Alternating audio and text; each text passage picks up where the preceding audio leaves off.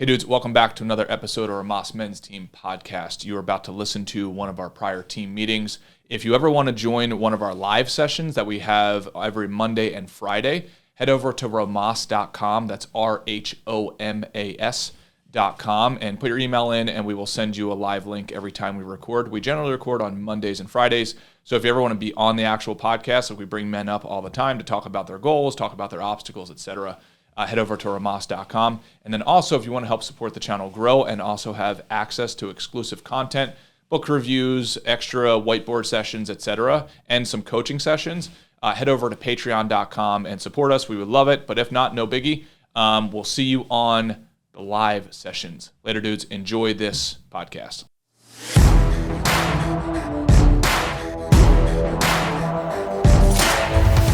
Hey, what up, what up, what up? We are live with a special guest who refuses to take a nap. Yes, co-host Maya McCusker. Maya. I will try eventually to put her in her little thing. See if she might play quietly with her toys, but I'm pretty sure she's sleeping right now. I think she's kind of sleepwalking. Thank you, dude. What's up, bro? Yeah, this is my last day without a babysitter, so we're just doing it. Making it work. Making it work. She's adorable, dude. Thank you, man. Thank you. Yeah. Dude. So how you feeling fresh off the – hold on. I got to show the guys before we get into this. I got to – Yeah, please do. I wanted this. So for those of you who have never been paintballing,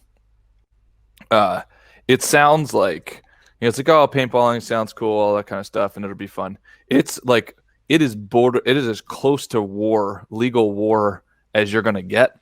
So if you can see this, I don't know if we can pull this off. Yeah, there we go. There you go, yeah. Yeah, you can see those. That is Matt's back after, 5 rounds of paintball? Yeah, I got crushed. Yeah, man. What'd you think of it? I loved it. I want to do it again now, so badly. Yeah, that's something I absolutely want to do again. If I lived closer to a paintball range, I would get gear and start doing it like constantly. It's so fun. Yeah. It is so fun, dude. Yeah. And I think Gunther is spot on. We definitely got to do a Rhomas skirmish, man. Dude, that's a great idea. That is a phenomenal idea. It would be so fun. I mean, it is so fun doing paintball.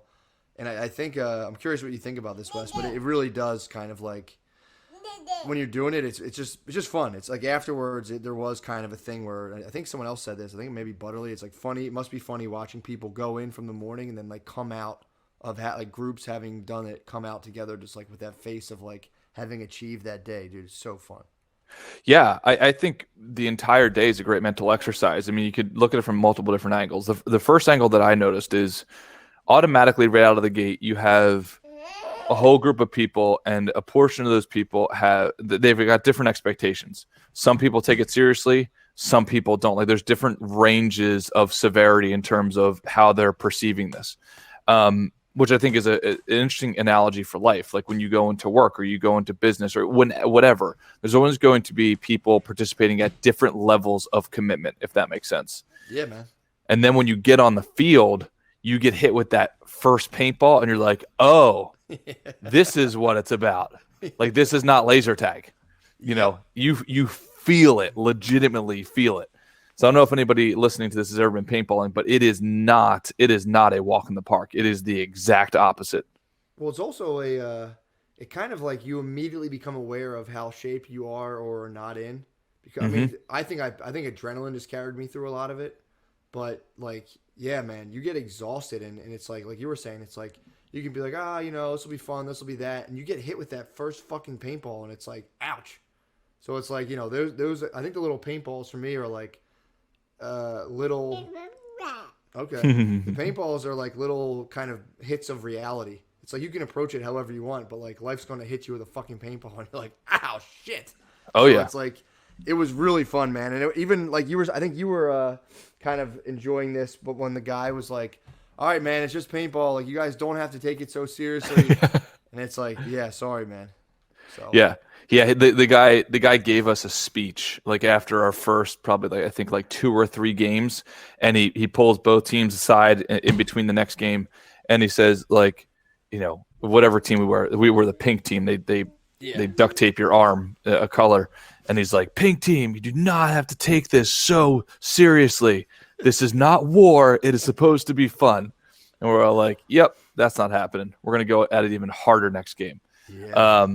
So yeah, and the other cool thing is the level of like certain people just choose to go off on their own and go mayhem style, and then other people choose to go teamwork.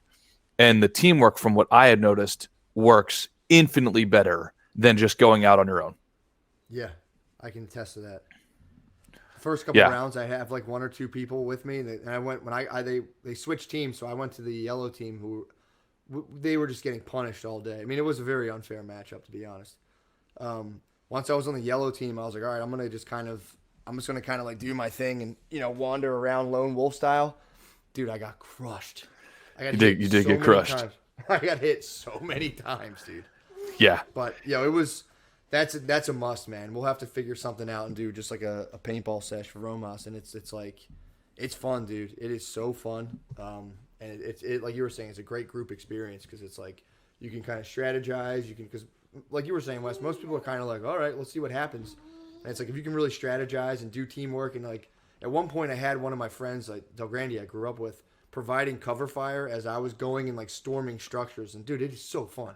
Yeah, like that was so much. I mean, I ended up shooting a dude in the helmet from like 5 feet away, but I kicked in the door and there he was. Yeah, I think it's as close to a real life video game as you could probably get. Yes, 100%. I mean, dude, legally, like, Call of Duty's fun and all, but like that's like playing Call of Duty in real life, and it is so much fun. Yeah, and just to put it on the record, I did not do any drugs. For those of you who are waiting in anticipation of me doing drugs over the weekend, I did 0 drugs. But it was an awesome weekend. Yeah, it was fun as hell.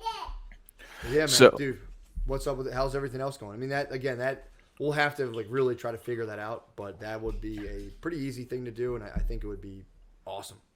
Yeah, we got to do a Rhomas men's retreat and pick the location, and I think paintball should be at the top of the list that we should consider doing that. Competitive teamwork. There's real consequences, upside and downside. And the cool thing is I gotta give a shout out to Skirmish because they did a great job of actually like not just buying a plot of land in the woods and saying, okay, we're gonna put some duct tape around the perimeters. Like they built structures.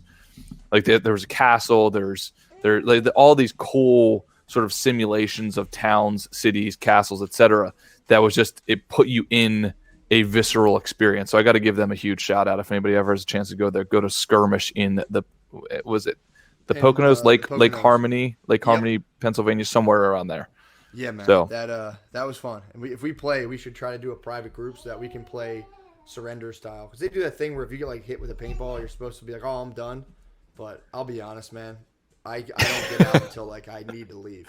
I got hit in the head at one point, and like saw stars. And was like, "I'm done. I'm out. I was a wiper for the most part. Gunther, you're absolutely correct. I'm a big wiper.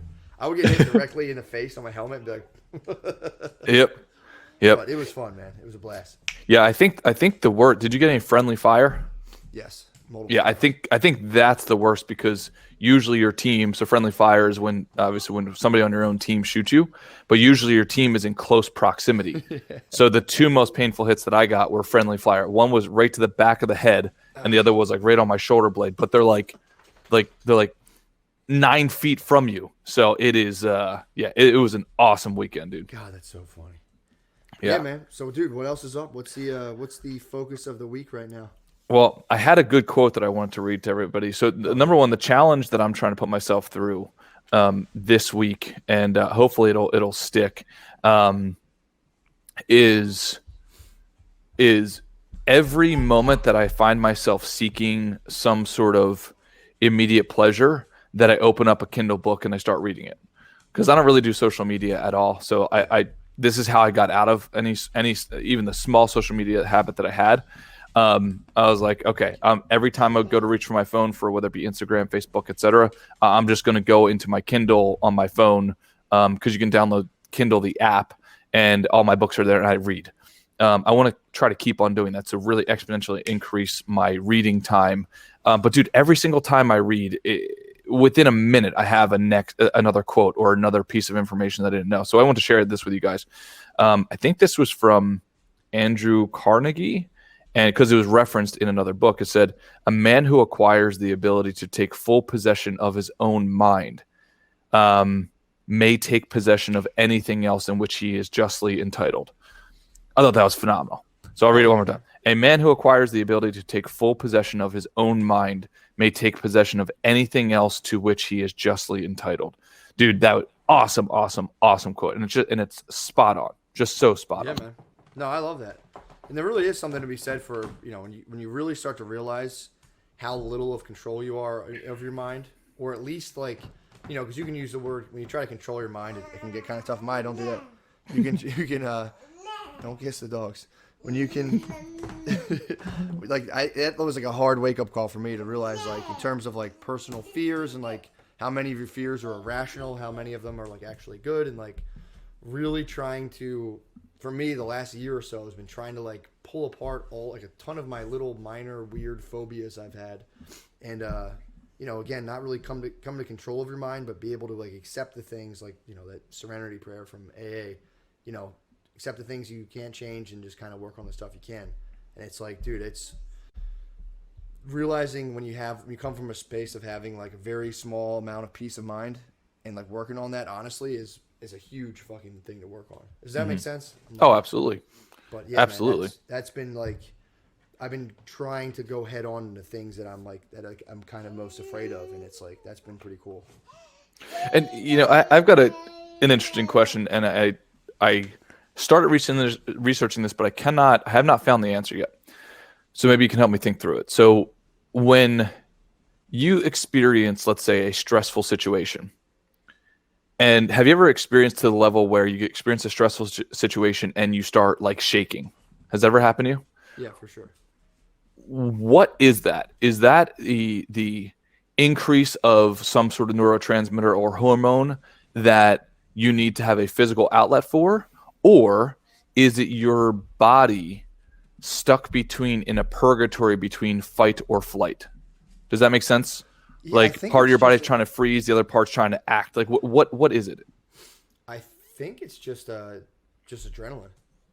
It's a surplus of adrenaline, so you need to act, your body's saying you need to move, you need to go and fight or flee, but it's giving you this excess amount of energy, and you're trying to stay still. So is that's the shaking? I think it's I see what you're saying. The shaking results in the fact that you're getting this download of adrenaline, but you're not really doing anything physical. Right. Yeah. Yeah, I think it really comes into that outer and inner problems, and a lot of our problems now are kind of inner ones, where you get an email from your boss with and you read it as if they're commanding you or being kind of shitty, and you're just motherfucker, or you just get nervous about a thing that really, it's again, it's using systems that are built for survival for things that are 1,000th of a survival thing. That makes sense. Yeah, because I'm trying to figure out how to counteract it or how to best utilize it. Yeah, I think the thing I do is I have to, if I'm recording audio, I found myself, Maya, come here. I found myself, if I'm recording, she's hugging my dog. If I'm recording audio and I find myself getting real in my head about it or anything, I just go for a run, and it gets it just kind of releases that stress hormone naturally. And I feel you have less of it. Your body has less of it to use when you go do the thing you want to do that would otherwise you might be stressed about. Yeah.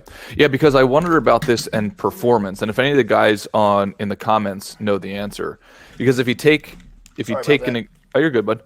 Because I'm legitimately wondering about this for performance. So if you take the stereotypical scenario of a basketball player who is shooting a free throw. Hi, Maya. Who is shooting a free throw. LeBron James, let's say, can make 100 out of 100 free throws on the on the practice court when nobody's around. But then all of a sudden you make it Game 7 of the NBA Finals, and the entire championship depends on this one shot. It's the same exact mechanics. However, I would imagine that the probability of him making that shot is dramatically reduced. Yeah.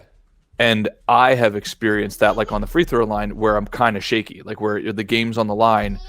So I'm wondering what that physical shakiness is. I think what I hear from you, Matt, is it's a surplus of adrenaline that now your mind perceives it to be a level 10 thing, a level 10 threat or something like that. Hmm. If I miss this, the crowd will out me and I'll die, something like that. Sure. Yeah. So then it gives you this surplus 100% adrenaline when all it requires is 30% adrenaline to actually make the free throw, if that makes sense. Yep. No, absolutely. Hold on one second. Come here. Get off. You cannot be on. I'm reading through the comments right now and seeing if there's any answers in there. Practice swing versus real swing. There's a whole chapter about it in Zen of Golf. Oh, Patty P. So actually, funny, I have that book. I don't think I've ever read it though. Zen of Golf. Yeah, let's see here. All right. Yeah, Zen of Golf. Yeah, I mean, dude, that I always look at that stuff as like it's like an altered state. You're in an altered state of consciousness. If you're super angry, you're in an altered state. So it's like, you can make a million free throws. If you're just chilling in a gym, that's just one context of shooting a free throw. Mm-hmm. The other one is like, game time free throw, and that's a whole that just requires experience of being in that scenario. And I think I like the Chappelle had a quote about like comedians always worry about bombing. Like, oh, I don't want to bomb, and like the bigger the shows you do, the greater anxiety around it, the greater perceived. Hold on. Oh yeah, if you need to grab her, dude, grab her. This is real life, dudes. Real life conflict of dad versus baby. Maya's the most adorable girl I've ever seen. Her and Matt came out to visit me a handful of months ago, and she's just like absolutely adorable, very pleasant to be around. Oh yeah, Chappelle had a thing about bombing, and he was like, because you bomb at little clubs and open mics, and it's like whatever. But then once you start getting important gigs, it's the same thing like Wes, like the free throw, like, oh, if I mess this up, nobody's gonna laugh, and then I'm gonna fail at this thing, and then et cetera, et cetera, et cetera, and eventually it all leads to like I'm gonna starve to death alone. But what he ended up he went to the Apollo, which was like he's like that was like the big place, that was like the audience was brutal, blah blah blah. They were just like they would boo you, everything. He was like, I bombed so fucking hard there the first time I was. Excuse me, I bombed so hard the first time I was there, and it was like the best thing I could have ever done because immediately I experienced my most feared scenario and lived through it. And then I started going like, oh, okay, that's all that happens when you bomb. And he's like, that just relaxed me. So, do you think there's an element of going and voluntarily manufacturing scenarios that would simulate that worst case scenario? Yeah, they do it. There's certain things of exposure therapy where they make people breathe in CO2 because it gives you the same effects as a panic attack. Whoa. So yeah, hold on one second. Is that like Navy SEAL psychiatry? And has anybody ever done that? Has anybody ever tried to synthetically manufacture a worst case scenario? If you can, leave in the comments on the side, because I would like some examples. So, for instance, what I'm going to be doing this week when I go back home to California, I'm going to be joining a fighting gym again. I haven't participated in a fighting gym in a while, and I want to get back into it.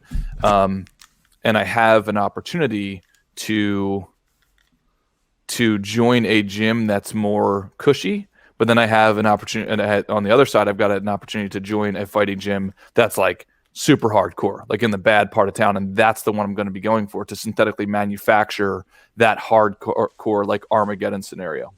So Matt, you were saying there's an element of exposure therapy where they'll give patients CO2 to simulate a panic attack. Mm-hmm. I'm surprised that's allowed. Well, the problem is, it's so effective. It's like the idea of exposure therapy works. It just works really well. Like and a lot of people, especially when I was in graduate school for social work, people like resented that. Where the place I was at, they were like, "Yeah, but that's insensitive," and it's like, okay, yeah, I mean, it's nice. It's great to be nice, but it's like, if you have somebody who like suffered, say you have a girl or even a guy who surrendered or who suffered like a horrendous rape, it's like it's really horrible that happened to them. Now, just because that's horrible doesn't mean the thing that works to, maybe alleviate the symptoms and aftermath of that. Like, just because you don't agree with, just because it seems too intense for you, doesn't mean it doesn't work or you should dismiss it. That would bother me so much at school, and they'd be like, "Well, exposure therapy, that's just like cold," and it's like, well, it has an 80% success rate. So Does it really? yeah, like at least the stuff I've read about it. Again, people could probably pull up studies and blah, blah, but for the most part, it seemed as if it was like, and even my one teacher was like, it is kind of highly effective, and it seems like the thing you don't want to do. Like, there's like, you can expose people to like the classic one if they're afraid of spiders. You can like put a tarantula on them or whatever. But then there's even narrative exposure therapy where it's like, if something horrible happened to you, you're going to say the same thing over. You're going to retell the story out loud every day, over and over and over and over and over and over and over again. And eventually it just moves it from the like fear processing part of your brain to the part that kind of just recognizes it as an event rather than like a direct threat. Yeah, I think to me the way I'm visualizing, and I actually did an exercise like this before, where you had to stand in front of a group of people, you had a small group of people, and then you had to write down the most negative story about yourself that you could think of, like the most negative situation that had happened, and then you have to read it aloud to the group that you're with, and the group is instructed not to react at all. And the first time you read it, you cry your eyes out. And then they say, read it again, then read it again, then read it again, then read it again, and read it again. And what you notice over time is that it takes the charge out of it. And the men in the group are specifically instructed not to react. So all of a sudden, when you first read off the story to the group, you expect some massive reaction, because that's what a lot of people give to you. Like when you have like a pity party for yourself, or you tell your friends or your family, they're going to say, "Oh my God, I feel so bad for you." And it gives you that validation. It gives you some sort of social points because you're now the victim and people want to take care of victims. But what this group was instructed to do was to not give you that currency in return. And I really enjoyed that. Well, I hated the process, but afterwards it was unbelievable in terms of what I got out of it, because it freed me from these mental shackles that I had from stories that were holding me back. I'm hoping that's making sense, because oftentimes we are acting from just a handful of events, traumatic events, perhaps in our childhood, and discharging that, right? Removing the electrical charge or the emotional charge from something like that can really help you move forward, because we don't realize we're bringing that baggage with us into the future and to every single interaction we have. Yeah, I mean, absolutely, man, and that's one of the things too of like just it gets easier to do this as you get older, but like recognizing patterns you have when you're younger, it's like I used to do it in relationships. I would have the same relationship with like my girlfriends over and over and over, and eventually, you get old enough. When you're younger, you're like, "Oh man, she was this. Oh, she was crazy." Blah blah blah. Blah. And then you turn 30, and just like, "Oh fuck, I'm sorry, man. I'm the common denominator in every single one of these." And as you get older, it becomes easier to do this. But if you can save yourself a lot of trouble by, like you were saying, Wes, like taking a pretty like ruthless self inventory of what what you've been up to, what you've done, and like the experiences you're holding on to, and how they're affecting your mood, attitude, everything. Well, and that's where also reading books really helps. Because let's say you're a young dude listening to this and you're just getting into the dating relationship world. I would highly recommend you go out and you read the top relationship books out there. Highly recommend it, because instantly it will tell you the patterns that work and it will tell you the patterns that don't work. Very, very simple. Like when I started reading relationship books, I wish it was just one of those scenarios. Hi, Maya. One of those scenarios. Yeah. Where it's like, oh, this is what I've been doing wrong the entire time, and I couldn't see it until somebody articulated to me that other humans make the same mistakes over and over again. And then all you have to do is just don't make those mistakes. It's not that it's easy, but it's easier once you know the patterns that are successful versus the patterns that are unsuccessful. Yeah, and it also kind of just even you can apply this to anything, whether it's like your relationships with your boss or whatever. But once you kind of realize like that your own kind of shortcomings in any of those things, it makes it easier for you to delineate whether it's like a you issue or that's actually something the person's doing, that you can be like, all right, like they have to deal with this rather than me. Yep. Yeah, 100%. So just out of curiosity, what was your favorite part of the weekend? Because I've got a favorite part that I think could be valuable for the dudes. Favorite part? Honestly, dude, I genuinely think it was paintball. Just paintballing in general for me was the most fun. Do you mind if I throw something out there to the guys that's Absolutely. kind of personal to you? Yeah. So I had a chance to sit down with Matt's cousin named Joe. He's the eldest cousin. I think he's in his 40s, probably in his 40s. I believe so. And I'm sure the drugs helped, but we had a very long conversation about their family. And he said that he's most grateful for being born into the McCusker tribe. And I thought it was really cool because he and I were both kind of reflecting on the importance of family values. But the McCusker clan should be modeled. I mean, they have literally, what do you have, like 200 people in the family, like 150 to 200 people in like in 2 or 3 generations. It's a lot. There's a lot. Oh of yeah. people. I think he did mention a number, and it was in the hundreds. I forget what it was though. Yeah, I think it was like 180 something, right? And that's just within like, I think 2 or 3 generations. And to see how to manage a vessel that large, like an organization that large, and to have this camaraderie. Like the majority of the people at Matt's bachelor party, most of them were family. And that's very rare where you get this large family to everybody view each other not as family but also as friends, if that makes sense. Yeah. And it's just really cool to see that. So they've got this culture in the family that is very legacy driven. And also, if you don't mind, Matt, I'll share some of the values that Joe was sharing. Legacy driven, super family oriented. So they go out of their way to make sure that each one of the pods of the family, so like Matt and his wife and Maya, go over and play with the other younger cousins. Like it's a constant, like at multiple times a year to make sure that everybody's getting indoctrinated into the culture and having a fun time together. And then apparently their Christmases are unbelievable, which I've been to one of their Christmases. It is unbelievable. It's this beautiful display of chaos but harmony at the same time, which is pretty cool to watch.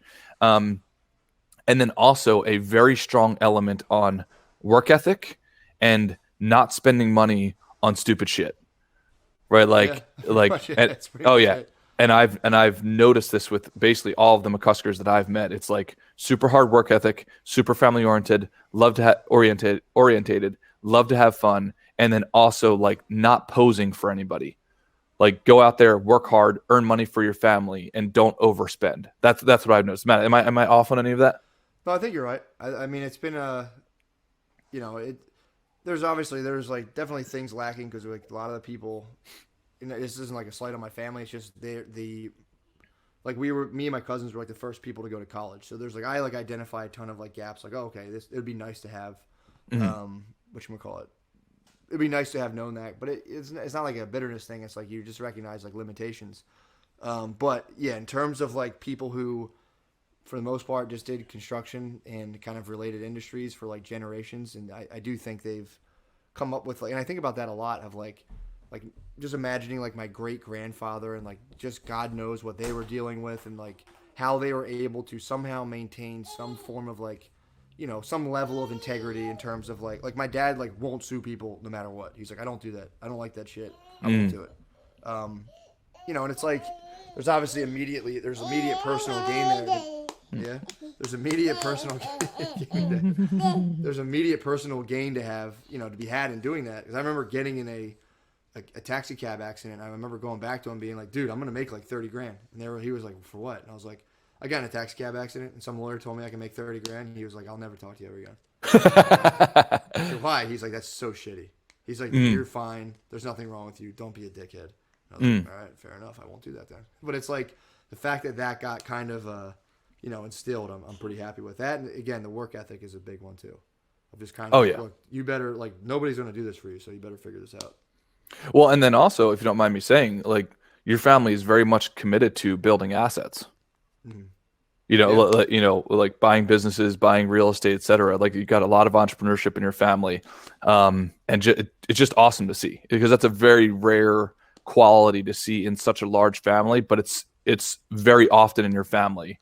Like, does that make sense? Like, it's not like half the family's just like living off the government or something like that. And it's like, oh, who cares? Because we already, blah, blah, blah, blah. Or just living off of like the family assets. Like, no, each individual that I've ever met says like, I'm going out and I'm making my own way to build up the family. I'm not living off of what the family has built, if that makes sense.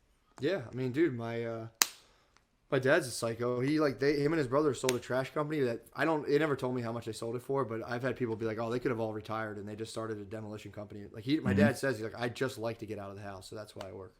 So he's like, I go. He's like, I do stuff every day. So yeah, it's like it's been pretty cool. It is cool too when you just kind of like think back, or even if I go see other like hang out at other places. Like I don't have anything against other people's families, but there is like a. I've been in places before where there's kind of like a I would say like a chill in the air sometimes. Like you go into like I've dated people and stuff and just I've gone in their house and gone to their parties and again there's nothing wrong with it, but it seems like everyone's kind of like tense on some weird level. Mm. But yeah. Yeah, it reminds me that was it Sebastian Maniscalco or whatever that comedian's name is. He said that, when he first met his wife and she showed him to her family. He walked in on like a Tuesday afternoon at 2 p.m. and everyone's home. He's like, "Why is everyone home on a Tuesday at 2 p.m.?" Because they were successful. That's funny. Yeah, but I think Go ahead, man. I'm sorry. I think work should never stop. I think for a man, work should never stop. Yeah. Well, it's also like, you know, it's crazy. And again, this is like a thing I think about all the time. How people always, there's so many people, I think more and more increasingly think like, anything they do. There's She's a got ton an of people opinion who on it, think, bro. I know. There's a ton of people who think like everything I do doesn't matter, everything's meaningless, blah blah blah blah. But it's like I was born into a family culture that stems from just some dude or whatever, like years ago, just being a certain way and having some defined form of values. And some of that again was kind of imposed on you because a lot of my family's kind of Irish immigrants or were at some point or whatever. So you came here and they weren't like, "Hey, do you want to be president?" Obviously, they're like, "Here's a fucking broom." So, it's like the way I've experienced life is a direct result of not even like just obviously my dad and other people who came before them, like handling themselves in a certain way and actually having a set of defined values, things I do and things I don't do. And it's like, dude, that like really affects things, and people think it doesn't, but like it really does. And I think, and maybe I'm wrong, but I feel like the average person doesn't have access to that or doesn't have that etched out whatsoever. I'm literally just starting to kind of do this for myself.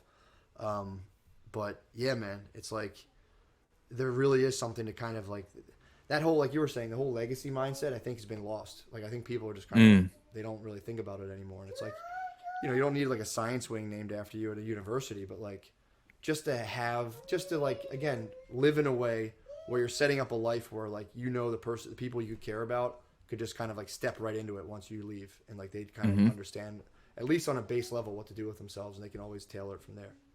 Oh, absolutely. I completely agree with that. So like family legacy beyond yourself, I think it just ups the game to what I think the game should be increased to, if that makes sense. Yeah. And also your family's such a good example because it's like, yeah, they work their asses off, but they have a shitload of fun at the same time. Like every time I've been around your family, it's just like it's a big party, which is amazing. Yeah, no, it is fun, man. It is it was fun sitting there talking to Hoss and watching Hoss just like he was going through. I think he had a little too much fun, so he got himself down to like, he was in like a deep recess of his brain, so he had to like build himself back up, and he did it like it was really kind of interesting to watch. And I hope he doesn't get. I don't think he'll care me talking about this, but he like went through and like built himself back up, and it was funny to watch his thought process, but like family member by family member, and like immediately somehow surrounded himself and like gave himself some form of like, okay, yeah, I'm cool. And it was like, damn, that was pretty nuts to watch. Yeah, and I think one of the elements that came up is again like for some reason, and especially as men, and I came to this realization relatively recently. It's like, oh, you actually have to put effort into building the family culture. Yes. There's got to be some sort of effort. And Haas said this great line where he talked about I guess he made T-shirts for the family at like one family reunion or something like that. But I'd like for the men in this episode to consider really intentionally just as much effort as you put into your career or to your friendships with your best buds, whatever that is. Put just as much, obviously, if not more effort into building that family culture. And I think Matt said a few months ago how he came to this realization of like he was just being terribly passive when it came to like showing up to family events, that he was just a participant, not an active role model or active player in that. So what can we do as men to show up to things for our family, to build up the family culture, not to ride the prior wave of typically the women who built up the culture prior to that? Yeah. Yeah, or even fall into like a the normal passivity of like TV, the news, and just being like you're going to go to school and you're going to like, or actually, it's like there is a thing people can just fall into and almost go on autopilot. But yeah, I agree, man. It's like you really do have to take a more active approach, and it's like if that family dynamic just isn't there for some reason, it's like you really can start to build that up with just friends. Like you can even do the same thing with your friendships, where it's like, yeah, I guess I get drunk with that guy every now and again, or it's like really start to like try to go do things, do activities. Dude, I was sitting there that night. Yeah, I was sitting there that night. I was sitting there that night, being like, why don't like this should be done like every 4 months or so. You should have people go away just for a weekend. It was, I mean, it's pretty harmless. You go away, you do 2 days and hanging out, and it just does wonders, man. It's like, It's crazy what it does, and it's like, yeah, like men and women too, both should do it, even as like groups or whatever. Like, it doesn't matter, but it's like, I mean, obviously, people are like, yeah, obviously we should go away and spend money and stuff. It's like I get that, but it's like I've been able to do that, but I just don't for some reason, unless there's this immediate, like a bachelor party. Okay, that's something for some reason that's like it's a non-negotiable. Like for the most part, people are even like, women are like, okay, yeah, like they know it's like it's a bachelor party and you got to go. Oh, thank you. But yeah, man, it really got me thinking. Like, I want to do, and that was pretty much the focus of my year. Like, I want to do so much more stuff. Like, I want to be constantly doing activities and constantly just like building out on events. Like, even if they're just like 12 people, 10 people, it doesn't matter, man. Like, Heck yeah. It's awesome. Yeah, no, I completely agree. And I think Gunther was saying in the comments how he recently started reaching out to aunts and uncles on a continuous basis. And dude, Gunther, I completely agree with you. Once I adopted a system of that, so I had this system. It's anytime I'm driving to or from work, I call a family member. As simple as that sounds, and I've been doing it for years. Man, it's enormously impactful to me, and I hope to my family members. But oftentimes that's all it takes, right? Like just a simple reaching out, a phone call to an aunt or an uncle who maybe doesn't get as much, I don't know, foot traffic in their door as they once used to. Like it's really an emphasis on family should be up there of one of, if not the most important thing in your life beyond your health. Yeah, no, I agree. I really think it's like, again, just like you were saying, just getting out of that passive role of just being like, I guess I'll go to that thing of like eventually stepping up to start organizing the events that kind of everyone else, the older people do. It's like, all right, well, what point are you going to step up? Like, are you going to wait till they die to do that? Which typically I feel like that would be the case. But yeah, really kind of taking initiative and setting things up. And it's like, I don't see any downside to that. Being like, let's like calling a couple of people, your friends, even if it's just your friend group or your family, and being like, dude, let's set up like an epic trip. Like, hell yeah. It's pretty awesome. Yeah. And dude, that's, I'm so glad you said that, because oftentimes when people say like, oh, I've got this business idea, or I want to like increase the quality of my life, et cetera, it's like, and so I'm going to go out and do this like enormous project, or I'm going to try to launch the next Facebook. It's like, dude, do you have any idea how much skill can be acquired just from putting together a basic weekend or a basic Thanksgiving dinner? Like, it's project management and execution at its finest. So there's so many opportunities we have to increase our skill sets with whether it be building a business or building your skill, like all those types of things. You do that proactively. Like, just go and say, commit. I want to have a dinner with 10 family members or 10 friends. Go and commit to that and start it today. And I'm pretty sure Maya just fell. I'm so sorry if she did. So going through and doing those projects for your immediate friends or immediate family and seeing where that goes. And I guarantee you there will be gaps in your skill sets that you never thought you have. And I think it's not only valuable from a skill acquisition standpoint, it's valuable in terms of the rewards that you get. So, Gunther, I'd love to hear more about, if you could send a quick comment in the comment section. what are some of the benefits that you have gotten out of taking an active role in reaching out to your family members? Or if any of the dogs on in the comments have participated, let's say more recently, or increased the level of participation in their family culture, what have the rewards been to you guys? And I can speak to my own family a little bit. Like literally, I remember I helped my mom with Thanksgiving like 2 years ago. And I had this idea that Thanksgiving just kind of showed up because I was so passive before in the family culture. And then I was like, okay, mom, like I'll help you out this year. I just made one pie and it took me like fucking like 7 hours of effort and failure. And I was like, oh my, like there's an actual orchestra of things that are happening to launch Thanksgiving and to have a successful Thanksgiving. So if there's anything you guys have experienced where you took more of an active role to really build up that family culture, I would love to see it. So I'm looking at, let's see. So Tiger Boy said that he and his dad never really, he never really he was never a father figure in my life, and I decided to forgive him and reach out. Oh, Tiger Boy. So let me know how that went, because I have a similar situation. My dad left my mom when I was a kid. How did that go for you, Tiger Boy? How was the process? How now doing that? What was the reward that you received from forgiving your father and reaching out? And Gunther is saying in the comments that from him reaching out to his aunts and uncles, he said he developed more of a spiritual relationship with one of his aunts. We found common things to talk about with mindfulness. Oh, that's pretty cool. Other aunts have been helpful with my recent breakup. They are starting to request feedback from me on planning family events. Dude, so Gunther, that's a great comment, because I think oftentimes especially in America, we push so hard on independence and self-reliance. And obviously I'm a big fan of that. However, I think oftentimes we take it too far and we forget the power of the tribe. So what Gunther is bringing up, or no, is it Gunther? Let's see. Yeah, I think it was Gunther. Yeah, it was Gunther. And Matt, you're on mute, pal.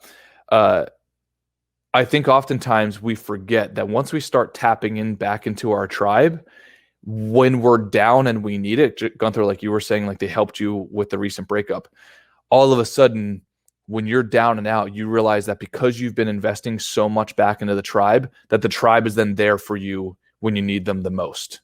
And Matt, I think you're still on mute, just in case you're not aware of that. So, we heard Maya take a little bit of a tumble. I hope she's okay. So I have noticed that in my own life, like, 99% of the time, contribute to the tribe. And that 1%, when you're down and you put out a flare, a fire signal to the rest of the tribe, they're there for you like immediately. And I think we can all relate to that. I think we can also kind of relate to maybe not contributing as much to the tribe when we should have been. And then all of a sudden when we're down, they're not there for us as much as we might have expected or needed at the time. And usually that's because we have not been contributing along the way, if that makes sense. So let me read through a couple of the other comments. Let's see here. Then can mention legacy. Yeah, so Drew's mentioning reaching out to one of his cousins and talking about legacy. That's the other thing, man. Like call out to perhaps, let's say, your peer group in your family, like people of the same age, and have a sit down, have a talk. Like I've actually had this discussion with men in my family where we had a sit down. We usually do it. I've done it several times. We usually do it a little bit after Thanksgiving dinner is over, and we kind of all go into into a separate room where we just talk, and it's the men in the family, and I kind of give them a call to action, saying, hey, how are you guys leading your own individual tribes? Like, are you taking it seriously? Are you, and obviously I'm like very, very financially oriented. And I always ask them, like, how are you guys doing on money? What are your habits? Are you spending money on stuff that you don't need? Are you investing? All of those types of things, because you as the male in the household, in my opinion, have to be by default the financial leader. Unless you and your wife have discussed otherwise, different roles. So a call to action for you guys is, can you take the reins on the family or at least a portion of the reins? And can you have those discussions with people of a similar age, because you are the next generation of leadership to get the family to the next level, to continue the Thanksgivings or the Christmases or whatever holidays that you and your family participate in. So, Matt, I was just saying, piggybacking off of what you were saying, is the realization that like you have to take over. And when does that passing of the torch happen? Are you just going to wait for the older people to die, or are you going to start now?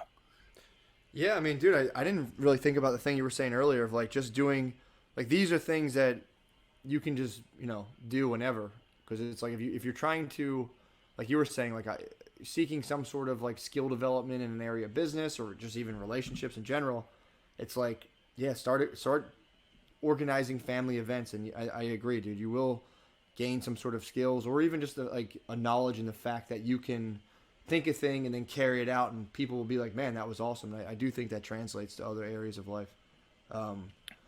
But yeah, in terms of when you do it, I feel like, I don't know. I feel like as soon as you start thinking about this stuff, I don't think you have to reach like a certain age. I feel like if if you're a teenager, you're like, hey, this would be cool. You could tell people. But I do think once you start having families, or just at the age of like your late 20s or 30s, I do think that you should take some sort of start to. You don't have to, obviously, if you don't want to, but I do think it's important. Otherwise, and it was funny because Hoss talked about this too. It's like he was like kind of worried we're just all going to kind of drift away, just kind of all go and live our own lives, and like be like, oh yeah, like you hear about all the time. I have cousins and that live in like Delaware, but I don't really talk to them. And I agree. It's like that does take a proactive effort not to have that happen. Yep. Oh, absolutely. And Gunther was talking about how he got the grill torch passed to him recently, and he was saying it's kind of lame. He's like, but it's honorable. It's like, no, I don't think it's lame at all. Like that's the whole thing. That's the cool thing about family, man. It's like like it's a circle. Everybody has their own thing. Now you can provide leadership too, obviously. But it's like everybody lead their own unit of the thing. So if that's doing the grill work, then you do the grill work. If that's baking the pies, and you bake the pies. If that's cleaning up, then you clean up. You do it the fucking best that you possibly can. And there's so much value in all of those. I don't know why, as men, we typically leave the skill acquisition to only when we're working. It's like, why does it have to be that? It can be all of these other little mini projects around us that, in my opinion, are the things that are most important. Working and money should just be to support the more important things in life. Yeah. Yeah, I agree, man. And I always wonder why, how we did get, I mean, I'm sure we could figure it out in terms of like the historical events that happened that shaped everyone's thinking of like, I just need to get money, I need to get money, I need to get money, I need to get money, blah, blah, blah. And it's like, dude, obviously you should be thinking like that on some level, just to make sure you don't run out of it. But yeah, it's myself included. It's so easy to forget about what you need money for, and that you need to apply, like you were saying, the same amount of creativity, the same amount of effort, the same amount of in-depth thought and planning into doing all of this stuff with that money, and also why. So. Yeah, and Ray brought up a good point. He's saying that family drama is a problem for him creating more leadership in his extended family. And Ray, that's a great point to bring up, because I think as families, we all have our own version of family drama. Matt actually walked into some of my family drama yesterday, because there's some things that I disagree with how a certain portion of our family is being run, specifically with a dog not being trained in my grandmother's house, a pit bull, so a very strong dog. Anyway, besides that, Ray, I think it's a great topic, because that's where the leadership comes in, and you start to realize that you can't leading by brute force typically has a very final conclusion and relatively immediate conclusion. Like if you keep on leading by brute force, eventually your family's going to be like, fuck you, right? I'm out. But I think it's an opportunity maybe for you, Ray, to say, okay, how can I be the person that meets everybody where they're at and still gets everybody to dance with each other, with the understanding that, look, like nothing is as important as keeping this unit together. So, for instance, I have a family member right now who will not talk to another family member because that family member gambles, right? So, like the fork in the road was this family member said, well, if you keep on gambling, I'm not talking to you anymore. And that to me is like, wow, I get where the person's going and saying, hey, If you don't have the money, you're deteriorating your family's wealth by gambling. It's like, yeah, I get that, but as a leader, you should meet the person where they're at, in my opinion, saying, there's something I'm never going to take off the table, which is my relationship with you. That's a non-negotiable. We are going to be in a relationship in perpetuity forever because we're family. So I can never put my finger over that eject button. So in my opinion, saying like, if you don't stop this, then I'm not going to be your family anymore. That's, in my opinion, that is extremely toxic, because we can all pick out each other's flaws and say, hey, you know what, Matt, you're my brother, but I know that eating red meat and eating potato chips causes heart disease, and that's going to kill you one day, and you're going to die, and I don't want you to die. So if you don't stop eating hamburgers and potato chips, I'm not going to be your family anymore. It's like, it's a little more complex than that, right? Like gambling, a little more complex than that. Like, these are psychological flaws. We all have our flaws. So putting an ultimatum to a family member, in my opinion, is probably something that should never exist, unless maybe it's something very, very, very extreme. What are your thoughts on that? No, I totally agree. And what the thing that I've applied that mentality in romantic relationships, and it's very, I think it works very well. I mean, I'm married, so it's like first marriage I was in, I was kind of like, I viewed it as like, we're just like super going out, which is I think a bad way to approach it, honestly. But you know, I got married again, and this one I really, and this is how I phrase everything to my wife. Really, it's like, if there's something that bugs me, like you were saying, it bugs you to the core. I've removed the eject button. Again, unless it's something like crazily extreme, like, you know, if it's like, if I came in and there was just like I shouldn't even say out loud. It was worst case scenario, just like she was hanging out with a bunch of people and they were all naked. But like that, obviously, like, all right, time out, this is done. But like the little things, like you were saying, Wes, like, well, I don't like that you do that. I don't like that you do that.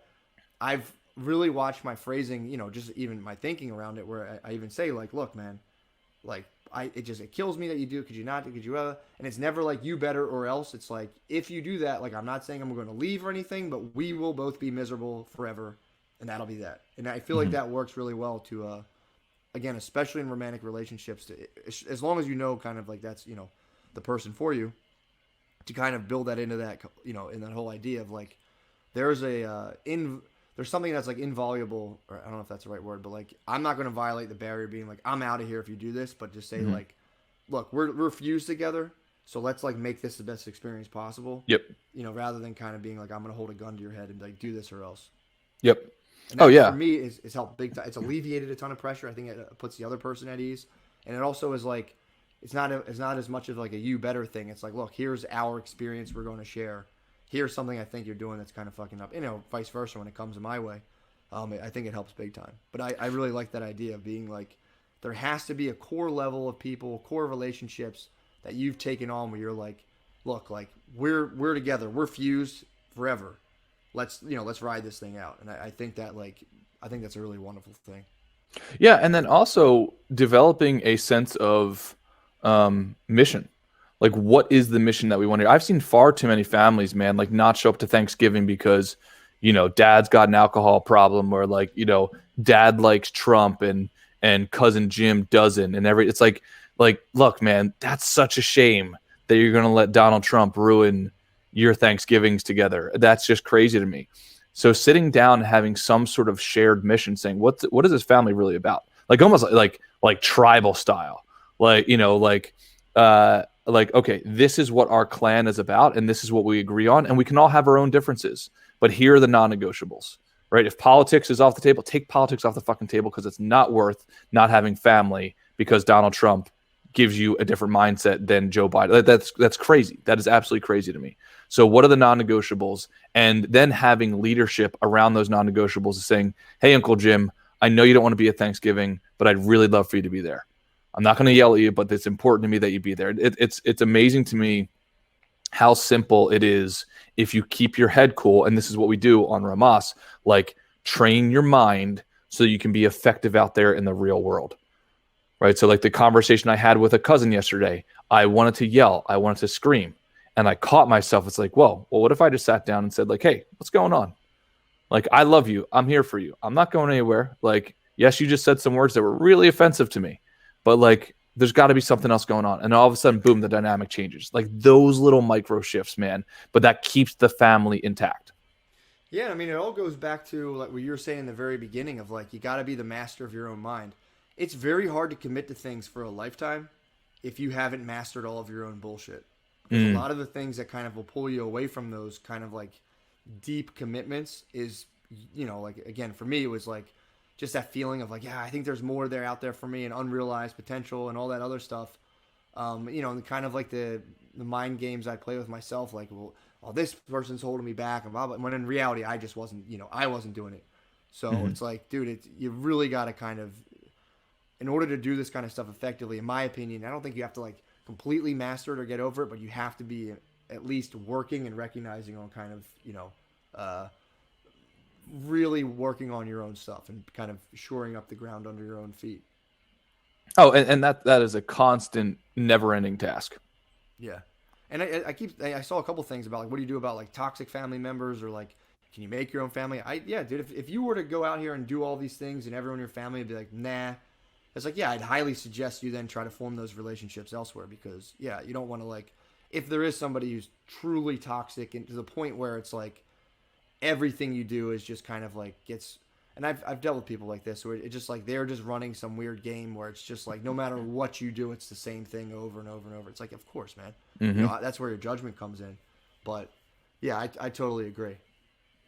Oh shit, what Yeah, was I saying? yeah. No, I'm 100% on board with that. Because I've dealt with this with my own father. Like a lot, I don't really remember my dad, but many people have told me to reach out, and it's my personal belief that just because you share biology with someone does not mean that you Oh, have to be connected with them. Like I don't, to a certain extent, I think you have to earn your right to participate in the family, if that makes sense. And Matt, I was just telling the guys that like, so my dad left obviously when I was a kid. Don't really remember him, but many people have told me like, oh, you should reach out to him. It's like, why? Right? Like just because he's like just because he's connected to me biologically does not mean that I have like this debt that I have to repay or that I have to have a relationship. I think Matt, what you're saying is spot on. That's where judgment comes in. And as long as you're thinking clearly and admitting that I don't know everything, it's like maybe in the future I'll change my mind.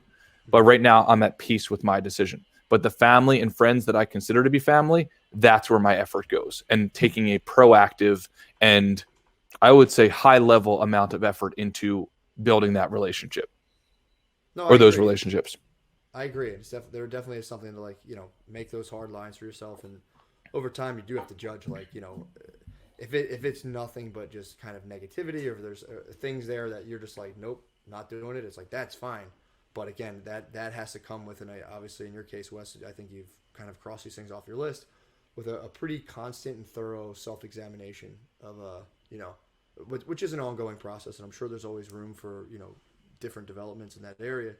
But like you said, you've thought the matter out. You're not just kind of like passively drifting through it and being like, well, I don't know, So Yeah. totally And agree. one other thing I'd like to throw in there, and maybe this could be the final one, Matt. I know you're, dude, Mr. Mom, dude, that is so hard. I'm giving you so much credit right now in my head. I'm like, dude, how's he managing that? I just heard a thump, and I was like, oh, that can't be good. Yeah, That cannot be good. after a bunch of them, it's you get used to it. But yeah, it's every time you're like, oh no, and like, oh, you're so. Yeah. So one final thought I'd like to throw out there, and maybe this will help. But the mental model that I use is that like by default, I know that I have to be a leader for my family. And by the way, I'm hoping the rest of the men in my family are thinking the same exact way. My entire goal with my family, like when we come back to Thanksgiving, etc., is so that when my family asks me what I'm up to, and I just give them my weekly schedule or daily schedule, that the younger men in the family say, oh shit, that's what I'm supposed to be doing. I'm supposed to be going to the gym every day. I'm supposed to look like him at that age. I'm supposed to have that amount of money. I'm supposed to be working that hard. I'm supposed to have that mindset. That is what I work for. And every single Thanksgiving, I take a picture. And every single Christmas that Matt is invited to, I take my family to PF Chang's because my grandmom's favorite restaurant. I always take a picture from like the long end of the view of the table. And it's to remind myself of like in those conversations, when my family's asking me, especially the young men are asking me what I'm up to, that I tell them accurately with no fabrication. And they say, holy shit, I need to up my game. And that's what I want for you guys. And that's what I want for my own family, for everybody to be having that sort of activity where it's not just fucking lip service, because everybody can read through the dad that tells you to be disciplined and take risks and do all that stuff. It's like, you don't even do any of that bullshit yourself. Yeah. Right. And kids can see right through that. Everybody can see right through that. It's like, do it yourself and embody that. Even the way that you dress to family events. It's like, oh, I want to be like Uncle Matt because he shows up every day. I can just tell by the way his presence that he's actually up to some serious shit. Actually, it's funny. I actually had to buy a shirt at Target to go to my sister's community or my niece's community party yesterday. I did not dress that, but I changed it. But yeah, dude, I totally agree, man. And all the stuff you were saying, about my family, I think you have a situation where it's like, and I'd be curious to go into this at one point. I know we're kind of coming up on 12:30. Yeah. But I agree with that. And for you, it's mind-boggling because it's like, I think there's nothing against your family, obviously, but you pretty obviously have like, and I'm always curious how people end up doing this, where it's like, and I think your mom was a large part of it, but it's like, you have just like shot the moon so high out, where it's like, thanks, a lot dude. of times for a person to be in your position, typically it takes like, a lot of the people in your position have been kind of like slowly kind of leapfrogged up there, and somehow you've just kind of like shot up. And again, it's not like, it's by no means a slight. It would kind of apply to myself as well on some level, but it's like you really somehow created yourself in a way that just kind of boggles my mind. So, well, I appreciate that. Does that make sense? Hopefully it doesn't come off as like shitty, but I no, think it's true. Well, so I think, and Joe and I talked about this at your bachelor party. A couple things. Number one, everything that I have done in terms of progress, 100% is because of my mother. And I don't say that to sound like deflective. I'm telling you that for sure. My mom instilled a level of almost delusional discipline to me that makes me into the psycho that I am today, which I have to unwind some of that, psycho pathway. But if you look at the statistics, and this is why I want all of us men to always be working on ourselves, because sometimes life can get so difficult that if you don't have the muscle already built, you're not going to get it right in like during the thing, during like the emergency. So they say that you fall to the level of your training. You don't rise to the level of the occasion. That's a misnomer. So if you look at the statistics on single parent households, but usually it's single mother households, and that's what my household was. It was 100% because my mom said, like, fuck that. Like, we're not going to be one of those statistics. We're going to have the discipline. She's going to bring the feminine energy and the masculine energy. And as men, that's why we have this group, Matt, is as men, as a general rule, we need to up our game. The amount of men in our society, and I've been one of them, and you've been, Matt, I'm assuming we've all been where we're just being a Peter Pan, where we're not bearing the maximum load that we can. And that is unacceptable, right? Like, we need to bear more of a load than we think is possible, not for ourselves, but for the tribe that we're trying to lead. Dude, I totally agree. Again, it goes to the thing of like, just imagine if your mom didn't do that, and again, at the time, was it immediately obvious to her that everything was like super meaningful and would have no, she just, did what she thought she should do. And rather than just kind of being like, this is too hard, I give up, I tap. And it's like, that kind of green pill, blue pill situation or whatever it is. I mean, it's just apparent what happens, but it does take like a conscious daily effort of mostly doing the thing that you really don't feel like doing until, if you're lucky enough, you can start to enjoy that thing. But it's like, yeah, man, that kind of stuff really blows my mind, how amazing that is. And then just like how much you do get paid off in the end after, when you do that kind of stuff. So, Absolutely, man. Well, dude, thank you to you and your family for being an inspiration to me and to the rest of the guys. It's cool to fucking watch. So, yeah, man, it was awesome weekend with you, brother. Thanks, man. You too, dude. And thanks for setting it up. Hell yeah, man. All right, dudes, please take something from this and go lead your families, even if that's just a small little project. Like, do something today where you can start to make progress. Hell yeah. All right, dudes. All right.